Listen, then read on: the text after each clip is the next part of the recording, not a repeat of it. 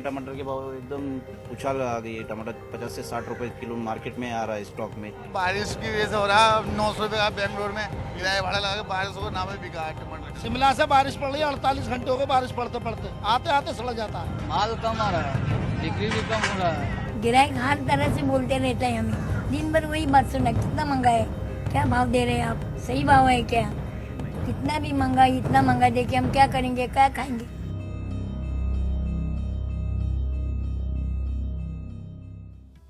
जब नरेंद्र मोदी की सरकार बनी थी तब से मैं ये बात लगातार अपने प्रोग्राम्स में कह रहा हूं कि नरेंद्र मोदी का बड़ा एजेंडा जो है वो पॉलिटिकल नहीं है, इकोनॉमिक यानी कि आर्थिक मसलों से जुड़ा है। माफ करिएगा, हम सब इस बात को बहुत अच्छी तरह जानते हैं। जैसे मैं हमेशा आपसे कहता हूं कि वो हाथ हिलाने वाली टीवी की बहस की एक अजब किस्म की नौटंकी है जो मेरी समझ में नहीं आती, लेकिन गंभीर मसलों की अगर तरफ हम देखें तो सबसे बड़ी बात इस वक्त ये है, कांग्रेस के खिलाफ जबरदस्त नाराजगी थी महंगाई को लेकर, उसका कांग्रेस पर प्रभाव पड़ा और कांग्रेस 50 सीटों से कम पर आ गई। नरेंद्र मोदी ने पिच किया इस कैंपेन को कि वो महंगाई से लड़ेंगे। फिर आकर उन्होंने ये बयान भी दिए कि साहब कोई चीज तुरंत नहीं हो सकती और कड़वी दवाई पिलानी पड़ती है।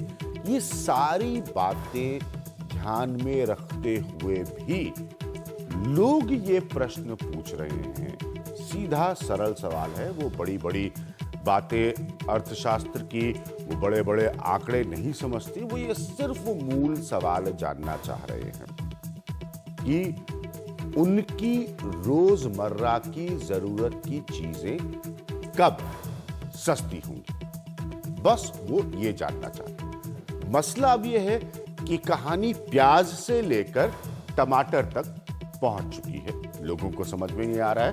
नरेंद्र मोदी उनकी सरकार के लिए बहुत कड़ा वक्त है। मैं बार बार इस बात को दोहराता आया हूं क्योंकि इसमें कोई दो राय नहीं है कि जब तक आप बड़ी और मूल नीतियों में तब्दीली और परिवर्तन नहीं करेंगे, बड़ी और दूरगामी लॉन्ग टर्म नीतियां लेकर नहीं आएंगे, तब तक आप स्थिति पर नियंत्रण नहीं कर सकते। स्थिति पर नियंत्रण ना कर पाने का मतलब है कि आपकी लोकप्रियता जितने भी शबाब पर पहुंच गई हो, उसको गिरने में वक्त भी नहीं लगेगा। हमारे साथ कुछ खास मेहमान हैं आज इस प्रोग्राम में, सब इस विषय को समझते हैं, इनसे हम चर्चा करेंगे। जैसे मैंने कहा कि जनता सिर्फ ये जानना चाहती है कि ये कीमतें क्या कम हो सकती है। कभी मत भूलिएगा कि डॉक्टर मनमोहन सिंह जब प्राइम मिनिस्टर थे, मैं 85 बार वो स्पीचेस के हिस्से आपको दिखा चुका हूं अपने प्रोग्राम में, जब वो प्रधानमंत्री थे तो उन्होंने बार बार तारीखों और समय के साथ महंगाई कम करने की घोषणा की थी, लेकिन वो उसमें नाकामयाब रहे थे। तो ये बहुत बड़ी चुनौती है। विराज पटनायक हमारे साथ मौजूद है। सब जानते हैं कि इस तरह के मसलों के एक जाने माने एक्टिविस्ट हैं। प्रवीण खंडेलवाल साहब हमारे साथ मौजूद हैं जो कि मेंबर हैं बीजेपी के ट्रेडर्स एसोसिएशन के।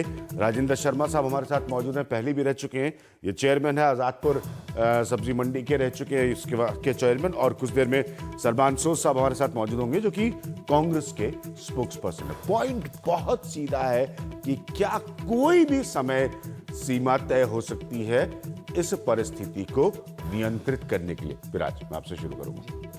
अभिज्ञान, इसमें 3 चीजें हैं। एक तो आपने जैसे बहुत बढ़िया कहा, कुछ शॉर्ट टर्म मेजर्स हैं जो आप ले सकते हैं कि अगर होर्डिंग हो रही है कहीं तो आपने वो प्रिवेंट किया।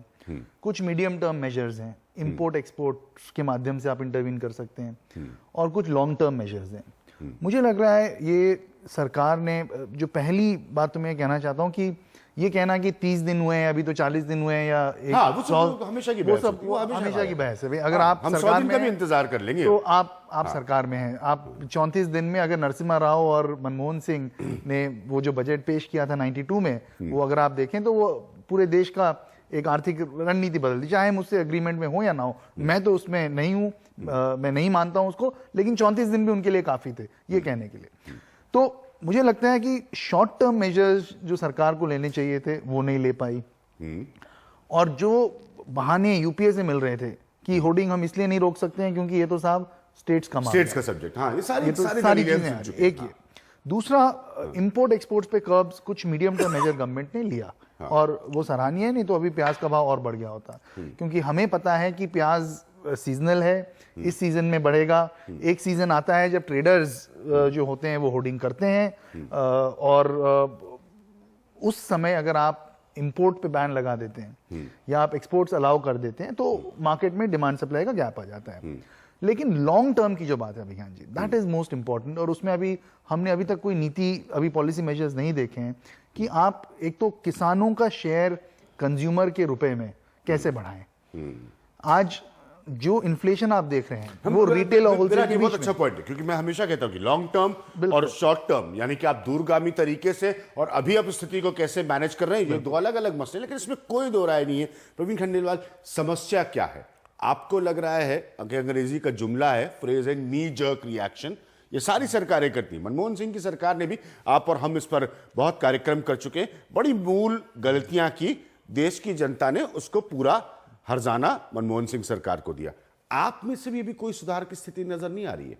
देखिए अभिज्ञान जी, मोटे तौर पर हमें ये समझना होगा, पहली बात तो भी जैसे विराज ने कहा कि ट्रेडर्स जमाखोर हैं, तो वास्तव में आज जरूरत इस बात की कि जमाखोर वास्तव में है कौन? क्या व्यापारी है या वो रिटेल चेन है जिनके 600 स्टोर पूरे देश भर के अंदर में है और जो 3 महीने का बफर स्टॉक अपने यहाँ रखते हैं? आज मदर डेयरी के पास 8 लाख बोरी आलू है, तो आप किसको जमाखोर कह रहे हैं? पहली बात तो ये सामने आनी चाहिए। दूसरा सबसे बड़ा जो बात है कि सबको पता है कि हर साल महंगाई बढ़ती है, चाहे वो सरकार किसी की भी हो।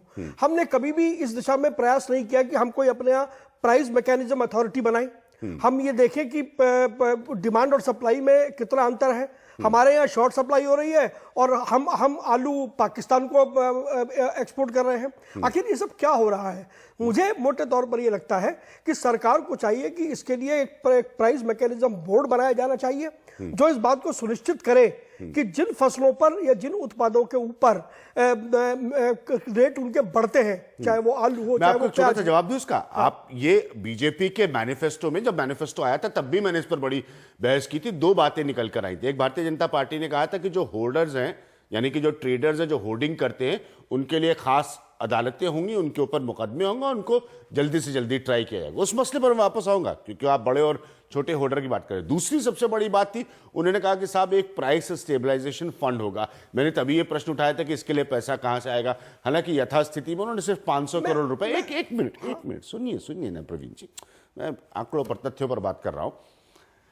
फिलहाल उन्होंने सिर्फ 500 करोड़ रुपए उसके लिए मुहैया कराए। एक कार्यक्रम में मैंने ये भी मसला रेस किया था कि 500 करोड़ रुपए का मतलब यह है कि अगर खाली सरकार को नासिक की प्याज मंडी से प्याज लेना हो तो भी पैसे कम पड़ जाएंगे। तो price mechanism, price stabilization fund, ये कहने सुनने की बड़ी अच्छी अच्छी बातें हैं। हकीकत ये है कि अभी तक इनका कोई स्वरूप नहीं नजर आ रहा। मैं दूसरी बात कर रहा था। हाँ। मैं खाली, मेरा प्राइस मैकेनिज्म बोर्ड से मेरा मतलब ये नहीं था। हाँ। मेरा मतलब ये था कि हमें एक लॉन्ग टर्म पॉलिसी बनानी पड़ेगी जो इस बात को सुनिश्चित करेगी कि इस साल उस फसल कितनी होने वाली है, क्या हम उसका एक्सपोर्ट कर रहे हैं या हम उसका इंपोर्ट कर रहे हैं या हमें उसका इंपोर्ट करना जरूरी पड़ेगा। आज तो ऐसा कोई है ही नहीं। जिस वक्त कीमतें बढ़ती हैं उस समय एकदम होश में आता है और फिर पता लगता है कि जिसकी जरूरत हिंदुस्तान में है वो कमोडिटी तो एक्सपोर्ट हो रही है। इस पॉइंट पर आऊंगा तो फिर क्या बदला है ना मोदी सरकार में? मोदी यही तो कहकर आ रहे थे कि महंगाई की मार से हम आपको बचाएंगे। राजेश शर्मा जी, समस्या क्या है? क्योंकि बार बार वही मंडियों पर आरोप लगते हैं, वही ट्रेडर्स पर आरोप लगते हैं। विराज ने एक बड़ा अच्छा पॉइंट कहा, ये इतनी घिसी पिटी दलील हो चुकी, पुराने रिकॉर्ड की तरह बजा दी जाती है कि सर ये राज्यों का विषय है, राज्य नहीं एक्ट कर पाते, उनकी ये समस्या होती है, इनकी। अभी भी कोई भी तस्वीर में बदलाव, मुझे तो 1%, मुझे मतलब कई, मैं अगर आपसे बड़े साफ शब्दों में कहूं तो मैं यूपीए सरकार के कोई भी समय की बहस आज के कार्यक्रम में चला सकता हूं। क्यों हो रहा है ऐसा? मेरा ये मानना है कि हमने इस विषय पर सीरियसली कभी काम किया ही नहीं। अभी तक नहीं किया सरकारों ने। कोई भी मतलब सरकार, इतने देश का सबसे बड़ा विषय है महंगाई है, कोई भी सरकार हो। हाँ। इस विषय पर हमने कोई सीरियस काम फल और सब्जी में तो नहीं किया। ठीक है। क्यों नहीं किया? क्योंकि हमने थोड़ी देर की फल और सब्जी की तेजी होती है, करीबन 3-4 महीने की, हर साल होती है, हर साल होती है और सबको समय भी पता है। हाँ। सबको साल का समय भी पता है कि किस समय के दौरान होती है। ये भी नहीं कि ऐसा नहीं कि समय कोई नया आ जाता हो हर साल। हम व्यापारियों को दोष देके अपना कर्तव्य पूरा कर लेते हैं। हाँ। सबसे बड़ी बात यह है कि अगर किसी भी चीज़ की शॉर्टेज है और ये पहले ही पता लग जाता है, जैसे मैं आपको बताऊं 50 दिन से सरकार 55 दिन से बीजेपी की आई है, 55 दिन से टमाटर 3 रुपए 4 रुपए किलो मंडियों में बिक रहा था। भारी चर्चा थी कि इसकी प्यूरी बना ली जाए या कोई ऐसा सिस्टम किया जाए कि सरकार या कुछ लोग इसे 10-15 दिन रुक जाता है, कुछ रोकने का साधन करें और आगे तेज होगा। क्यों तेज होगा? ये मौसम विभाग ने बता दिया और 3 मंत्रियों ने बता दिया कि देश में पैदावार कम होगी। आप जमाखोरों को, मुनाफाखोरों को या जो रोकने वाले हैं उन्हें पहले से बता रहे हो दोस्तों कमाओ, देश में मानसून लेट है, नंबर 1। और फिर मंत्री कहते हैं कि पैदावार कम होगी, चीजें कम निकलेंगी, तो उनका हौसला तो बढ़ेगा। और जहां पर ये चीजें पैदा हो रही हैं ये रोकी भी वहीं जाती हैं। दिल्ली जैसे शहर में रोज फल और सब्जी आती है पेरिशेबल, रोज बिकती है और कोई बैलेंस नहीं होता। अगर नेफेड ने, मदर डेयरी ने, गवर्नमेंट एजेंसीज ने कोई स्टॉक किया है तो सारा वहीं है जहां वो पैदा हुए हैं। ठीक है। और उन्होंने स्टॉक इसलिए किया है कि उन्हें भी ये पता था कि आगे चल के तेजी आने वाली है। अगर रिलायंस ने स्टॉक किया और तेज बेच रहा है आज, तो मदर डेयरी भी उसी के पदचिन्हों पे है। कोई एजेंसी अपनी तरफ से कमी नहीं कर रही कि अगर हमें पहले पता लग गया और ठीक है। हमने तो आप और प्रवीण खंडेलवाल एक ही बात कह रहे हैं कि साहब ट्रेडर पर आरोप मत लगाइए, बड़े वाले भी परिस्थितियों का लाभ उठा रहे हैं, यही कह रहे हैं ना आप? नहीं, मैं ये कह रहा हूं कि कम से कम उन एजेंसीज को जो गवर्नमेंट से संबंधित हैं उनको उन्हें तो ये नहीं उनसे announce कुछ घोषणा कम करने की रेट पे जरूरत है कि बेचना मानसून खराब चाहिए। होने वाला है, लोग उस चीजों को स्टॉक करें और उसके बाद जैसे विराज ने कहा डिमांड और सप्लाई के बैकअप में। एक मिनट सलमान सोज साहब, मुझे सलमान सोज, मेरा पॉइंट आपसे भी यही है, जिससे मैंने कहा कि मुझे नहीं समझ में आता कि मोदी की सरकार आने के बाद जो कांग्रेस की गलतियां थी, जिसका कांग्रेस ने एक बड़ा प्राइस पे किया है, उनमें कोई तब्दीली आई है? क्या आपको लगता है कोई तब्दीली आई है?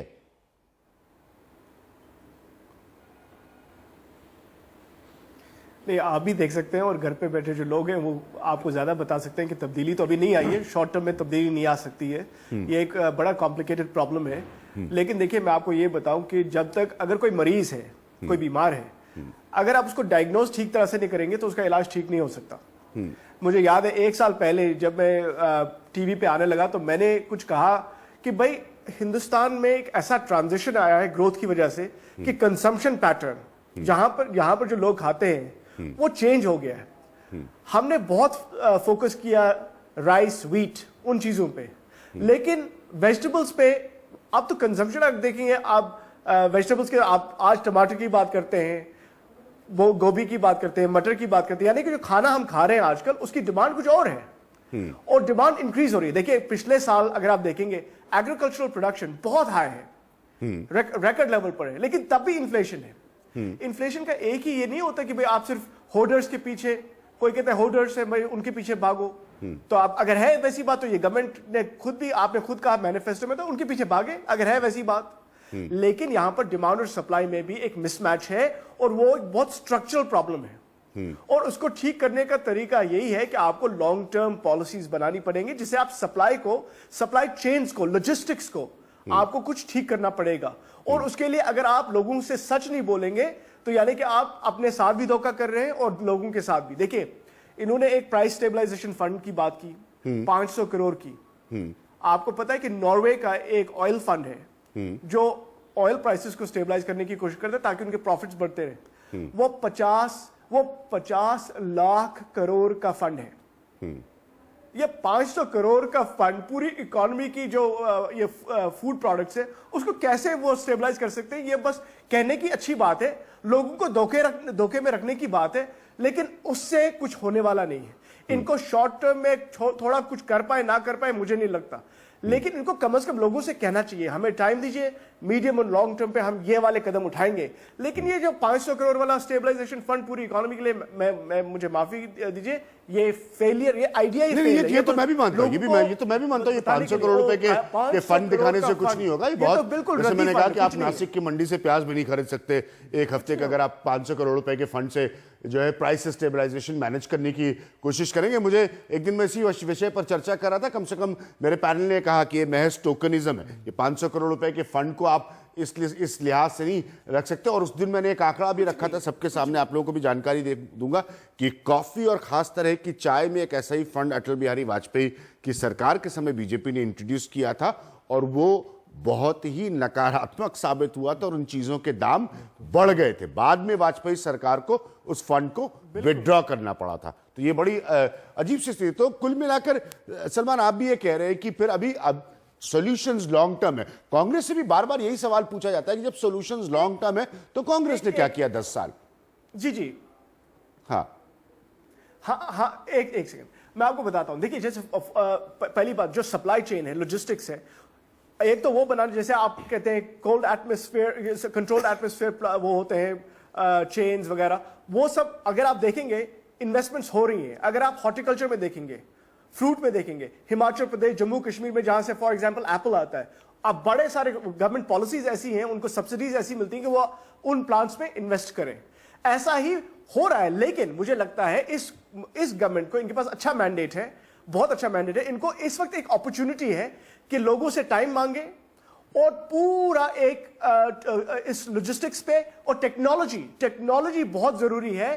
एक हिसाब से अगर आपके पास कोई डेफिसिट एरिया है, कहीं पे सरप्लस एरिया है, आपको टेक्नोलॉजी के जरिए सब कुछ पता चल सकता है। लेकिन इनको इन्वेस्टमेंट करनी है, लोगों को बताना है, लोगों को धोखे में नहीं रख रहे जैसे अभी रख रहे हैं, और फिर कुछ हो सकता है। अदरवाइज बातें करने से कुछ नहीं होगा। ठीक है, सभी कह रहे हैं लॉन्ग टर्म ये लॉन्ग टर्म पॉलिसी कब और कैसे बनेगी, ये मेरी भी समझ में नहीं आता। यूपीए 1 खाली लॉन्ग टर्म में मैं प्रोग्राम कर रहा हूं, पॉलिसीज बनते हुए तो मैंने यूपीए से लेकर एनडीए तक नहीं देखा। बिल्कुल। आप अभिज्ञान जी, प्याज बढ़ता है, शीला दीक्षित रिएक्ट करती हैं, मतलब ये मैं कोई शीला दीक्षित से मेरा मतलब मैं किसी इंडिविजुअल का नाम नहीं ले रहा, चीफ मिनिस्टर हो किसी भी राज्य में बढ़ता है तो पता लगा वहां के चीफ मिनिस्टर रिएक्ट करने लगते हैं, मार्केट रिएक्ट करने लगती, सब कुछ नीजर के। टमाटर आज बढ़ गया, जैसे उन्होंने कहा जब बढ़ने वाला था तो इकट्ठा करके रख लो, जब बढ़ गया तो धीरे से बेच दो, फिर गवर्नमेंट आके उसको मैनेज करेगी प्राइस नीचे लाने के लिए। देखिए, इसमें दो चीजें हो रही हैं, दो चीजें मैं आपको बताना चाहता हूं। एक कि यूपीए के पास 10 साल थे।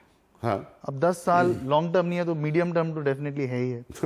ना कोल्ड स्टोरेज का चेन बना, जिसकी बात सही बात है, बहुत बड़ा डेफिसिट है, उसके भी आंकड़े हैं मेरे पास, आज नहीं है, लेकिन बिल्कुल सही। और आपको याद होगा हमने इस पे भी आपने शो किया था अभी काफी साल पहले, जहां पे हम लोग थे वही स्थिति बनी हुई है। इस सरकार ने भी नेफेड इन्वॉल्व रहा है, उसमें एफसीआई इन्वॉल्व नहीं, लेकिन कोई स्टोरेज की कैपेसिटी बढ़ाने में बिल्कुल से सुप्रीम कोर्ट का जजमेंट है। आप लोग उस मसले को लेके गए जब उन्होंने कहा कि देश में अनाज पड़ा सड़ रहा है, इसको गरीबों को तो बांट दीजिए कम से कम। दूसरी चीज कि एफसीआई ने और जो सरकार की नीति रही है होर्डिंग की, जब तक वो खत्म नहीं होती, खैर अभी जो इन्फ्लेशन है वो राइस और व्हीट की वजह से नहीं है, वो हम जान रहे हैं, लेकिन मैं आपको आज आगाह कर देना चाहता हूं कि अगले साल इस वक्त आप डिबेट कर रहे होंगे क्योंकि राइस और व्हीट में इन्फ्लेशन होगा, और वो इसलिए क्योंकि एक बहुत ही नकारात्मक कदम इस सरकार ने उठाया है जिसकी मीडिया में ज्यादा चर्चा नहीं हुई है। राज्य सरकारों को बोनस देने से एफसीआई ने, खाद्य मंत्रालय ने प्रबंधित कर दिया है। हालांकि लीगली नहीं कर सकते हैं क्योंकि फूड कंकरेंट लिस्ट में है, लेकिन राज्य सरकारों को ये लिखा गया है कि अगर आप किसानों को बोनस देंगे तो एफसीआई आपका अनाज नहीं खरीदेगी, सिर्फ इतना खरीदेगी जितना आपके स्टेट के पीडीएस की रिक्वायरमेंट है। और मुझे नहीं लगता इसका क्या लॉजिक है, क्योंकि जो स्टेट्स बोनस दे रहे हैं वो तो बीजेपी प्रशासित स्टेट्स हैं ना। छत्तीसगढ़ में रमन सिंह की सरकार है, शिवराज सिंह की सरकार है मध्य प्रदेश में। उससे जो राइस और व्हीट बचा हुआ था, वेजिटेबल्स में इन्फ्लेशन था, उसके कारण हम समझ रहे थे राइस और व्हीट बचा हुआ था आज तक, आपके लिए वो भी प्रभावित हो जाएगा। अब वो भी मैं एक चीज पूछना चाहता हूं, आप राजेंद्र जी कुछ कहना चाहते हैं, फिर मैं एक और बड़े मसले पर आऊंगा। कह रहा हूं कि इसकी लॉन्ग टर्म प्लानिंग जैसे आप पूछ रहे हैं, हाँ, बड़ी सीधी सी बात है, जैसे टमाटर के विषय पे कर रहे हैं, हर एक पे अलग चर्चा है ये, क्योंकि स्पेशलाइज चीजें हैं सारी। टमाटर के लिए सबसे बड़ी बात यह है कि मैं सरकार से कहता हूँ जिस जिस चीज को सरकार ये समझती है कि हमने पब्लिक को एक रीजनेबल रेट पे देनी है, उस चीज के लिए इनको मिनिमम सपोर्ट प्राइस किसान को देना पड़ेगा। होता क्या है, चौधरी चरण सिंह के टाइम से आज तक क्या हो रहा है, एक 5 साल का साइकिल है। 2 साल तेजी, 2 साल मंदा, 1 साल नॉर्मल। किसान की जो फसल तेज बिकती है, चाहे वो टमाटर हो, प्याज हो, आलू हो, सारा किसान उसकी तरफ चलता है। उसे पता ही नहीं होता मेरा क्या होगा। 1 साल तेज बिका, ज्यादा लगा, दूसरे साल तेज बिका, फिर और ज्यादा लगा तो कम बिक गया। आपका राजनीतिक पॉइंट यही तो मैं तो कह रहा हूं कि बातें सारी पुरानी हैं। एक सेकंड, आप भी एक किस्म के स्टेबलाइजेशन की ही तो बात कर मैं रहे ये हैं। कह रहा हूं कि इन्हें उन्हें सपोर्ट प्राइस देना पड़ेगा, हाँ और अच्छे सीड और बीज देने पड़ेंगे। हाँ टमाटर जैसे बरसात से खराब हुआ, ओले से खराब हुआ, इसके लिए इन्हें ग्रीन हाउसेज लगवाने पड़ेंगे। जिन जिन देशों में ग्रीन हाउस हैं उनमें उतनी ही पैदावार होती है, मौसम कितना भी खराब हो जाए, क्योंकि उसके अंदर इफेक्ट नहीं आता।